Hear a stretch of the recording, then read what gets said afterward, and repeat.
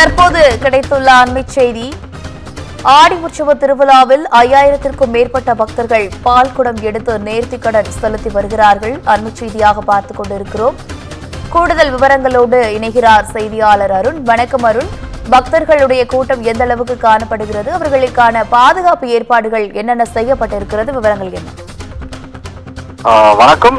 மேலூரில் பிரசித்தி பெற்ற நாகம்மாள் கோவில் ஆடி உற்சவ விழாவானது இன்று வெகு விமர்சையாக நடைபெற்று வருகிறது. பெண்கள் மற்றும் குழந்தைகள் உட்பட 10,000க்கும் மேற்பட்ட பக்தர்கள் பால்குடம் எடுத்தும் அளவு குத்தி வந்தும் நேர்த்திக்கடன் செலுத்தி வருகின்றனர். 6 மணி நேரத்திற்கு மேலாக நடைபெற்று வரக்கூடிய இந்த பால்குட ஊர்வலத்தில் திரளான பக்தர்கள் கலந்து கொண்டு சாமி தரிசனம் செய்து வருகிறார்கள்.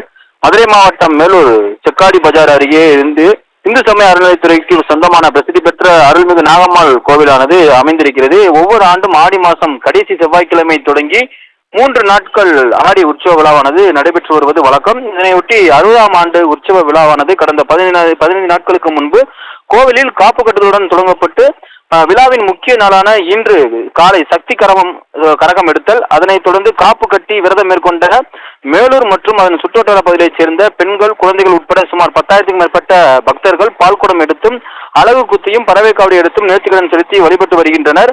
மேலூர் மண்கட்டி தெப்பக்குளத்திலிருந்து தொடங்கிய இந்த பால்குட ஊர்வலமானது நகரின் முக்கிய வீதிகளான நகைக்கடை பஜார், பெரிய கடை வீதி, செக்கடி பஜார் உள்ளிட்ட பல்வேறு வீதிகளின் வழியாக திருக்கோவிலை வந்தடைந்த பக்தர்கள் கொண்டு வந்த நேர்த்திக்கடனாக செலுத்திய அந்த பாலை நாகம்மாள் தேவிக்கு மின் மோட்டார் மூலம் தொடர்ந்து அபிஷேகமானது செய்யப்பட்டு வருகிறது. காலை 7:40 மணி அளவில் தொடங்கிய இந்த பால்குடமானது ஊர்வலமாக வந்து கிட்டத்தட்ட 2:30 மணி அளவில் வரை நடைபெற்ற இந்த நிலையில் பெருந்திரளான பக்தர்கள் கலந்து கொண்டு பக்தி பரசுடன் அம்மனை தரிசனம் செய்து வருகின்றனர்.